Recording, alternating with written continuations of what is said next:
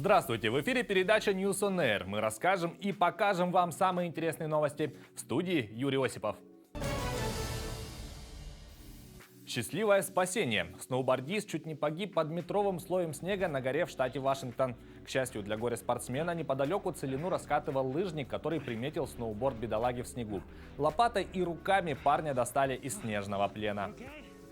Якутянин покорил Эльбрус. Тарас Оконешников поднялся на самую высокую горную вершину России и Европы.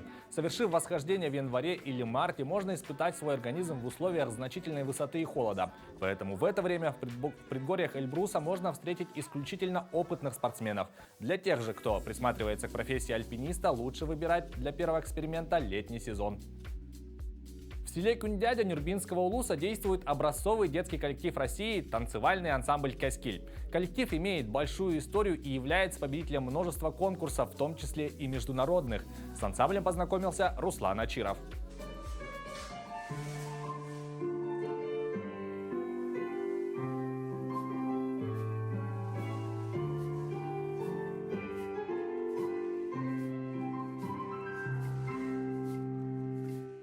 Галина Прокопьевна, поделитесь секретом, как можно в селе взрастить такой образцовый российский ансамбль детский. Я думаю, надо побольше работать. Каждодневный, кропотливый труд хореографа. А вообще, вкратце историю про ваш ансамбль. Наш ансамбль создан в 1995 году. В 2007 году стали образцовым ансамблем Российской Федерации. Всегда участвуем во всех мероприятиях своего села, улуса и республики. Выезжаем за границу, побывали в очень многих странах. Дети растут, и все уезжают, но подрастающее поколение каждый раз подходит. Ребята с малых лет учатся всему: классическому танцу, народному танцу, историко-бытовому танцу. 5-летнее обучение, потом они подрастают, получают аттестат об окончании класса хореографии, потом они уже идут просто танцевать ансамбль Каскиль. И в целом после такого обучения дальше можно продолжить хореографическую, получается, карьеру, да? Но у меня так сильно много выпускников нету, которые уже продолжили, да. У меня за 28 лет работы только 3 выпускника по моей стопам пошли. А так они все танцуют после учебы. То есть можно сказать, что вообще хореография для ребенка – это полноценное развитие в плане физического Да, развития? очень, мне кажется, не только кажется, это уже все доказано, что ребенок уже развивается во всех направлениях.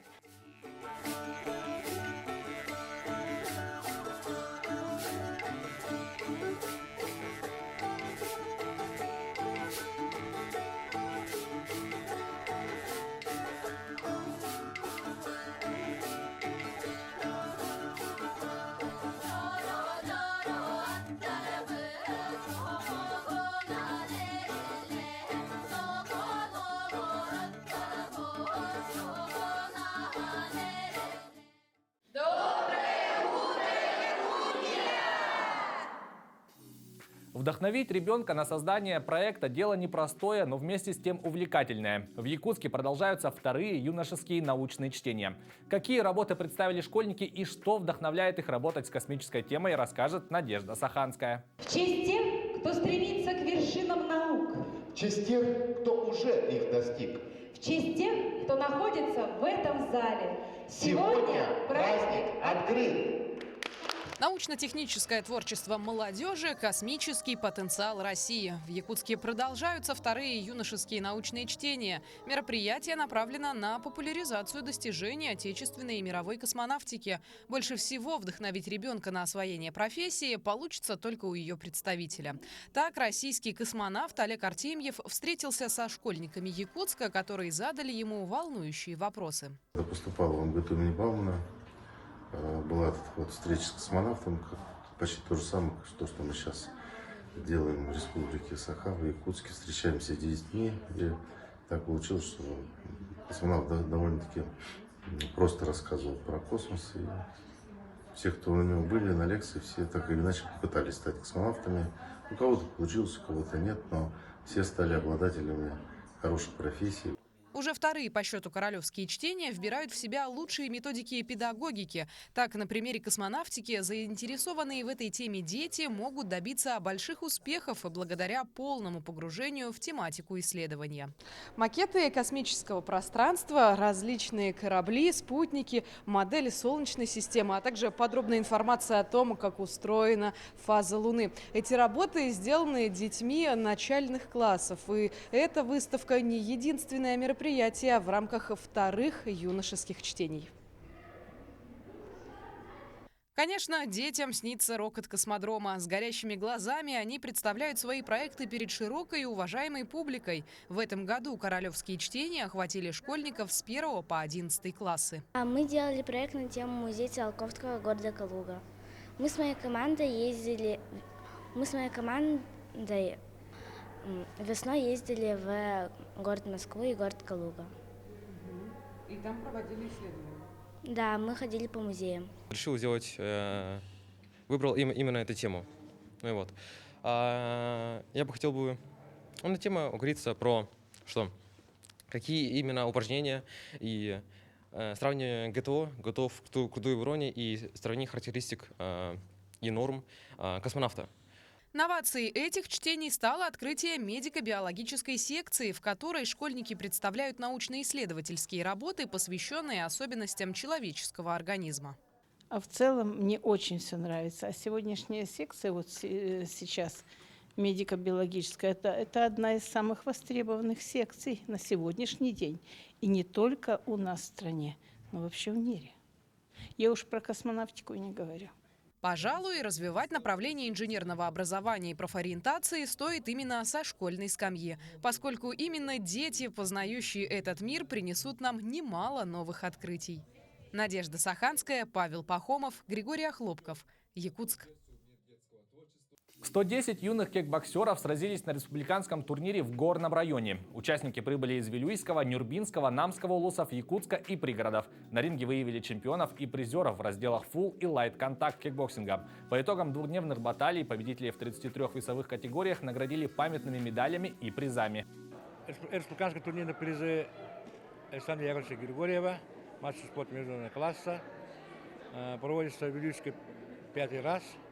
В 2008-2009 годах годов рождения дети будут представлять на Дети Азии, поэтому это как первый отборочный этап на Дети Азии будет турнир. Маленькие, есть среди маленьких новички с разными опытами. И тут набирают опыта сперва. Некоторые первый раз вышли на ринг. Честь имею. Второй фестиваль музыкального творчества состоялся в Якутске. Конкурс провели для сотрудников органов безопасности и правопорядка республики. Отметим, что мероприятие посвящено столетию Всероссийского физкультурно-спортивного общества «Динамо». Всего представлено около 40 номеров по 10 различным номинациям. Вокал и хореография по направлениям соло, ансамбль и дуэт. Конкурсантов судили приглашенные гости, известные деятели культуры и искусства Якутии. 100 лет общества «Динамо» мы отмечаем с высоко поднятой головой. Накануне торжественного собрания проводим этот фестиваль.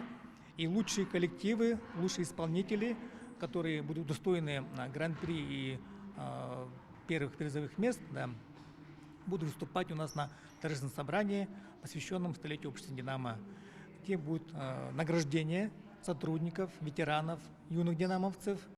Память хранят не только книги, старинные вещи, но и дома. Об одном таком доме вековой давности и олицетворяющем историю целого города в материале Туяры Филипповой. Этому дому ровно 100 лет. Он старше даты основания Тамота на 2 года. Однако в официальных документах год постройки все же указан как 1925. Знают об истинной дате истории дома его обитатели, которые не только хранят память о своих предках в фотографиях и документах, но и живут в нем на протяжении века. Вот прабабушка, которая, вот Прасковья Николаевна, вот это, да, вот это.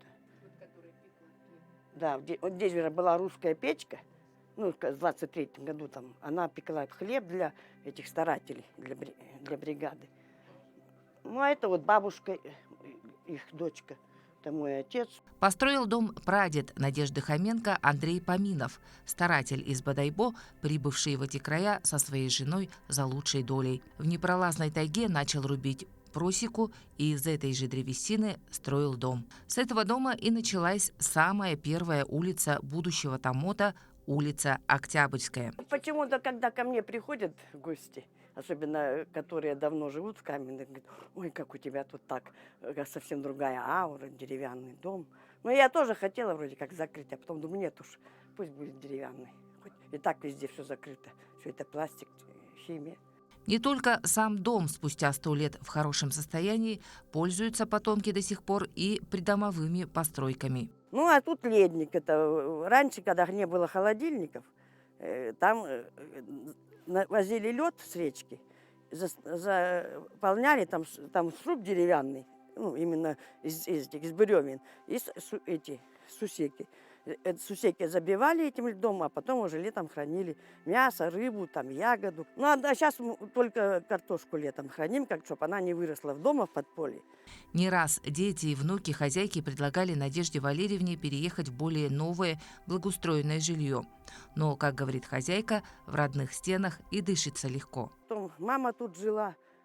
Маме тоже потом дали вот в этой двухэтажке квартиру, как ветерану труда тоже. А дом так, она тоже не смогла. А потом думаю, что его уже потом сносить, что-то тут начали интересоваться. Думаю, стоит да стоит. А провели отопление, естественно, уже сделали благоустроенный дом. Конечно, я тут отдельно. Отдельно жить это. В другой раз посмотришь в этих сараях тоже.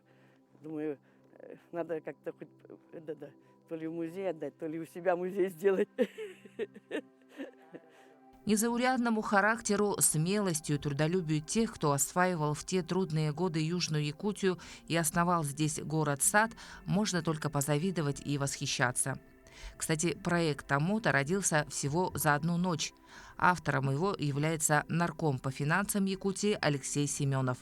Тот самый, кто в трудные первые советские годы придумал и внедрил в оборот винные деньги. И благодаря таким людям сегодня томотцы могут по праву гордиться нынешним видом города и сохранившимися старыми домами, естественным бульваром из вековых сосен и лиственниц вдоль берега реки Алдан. Туяра Филиппова, Семен Семенов, город Томот. На этом у нас все новости. Я с вами прощаюсь. Берегите себя и до встречи в эфире.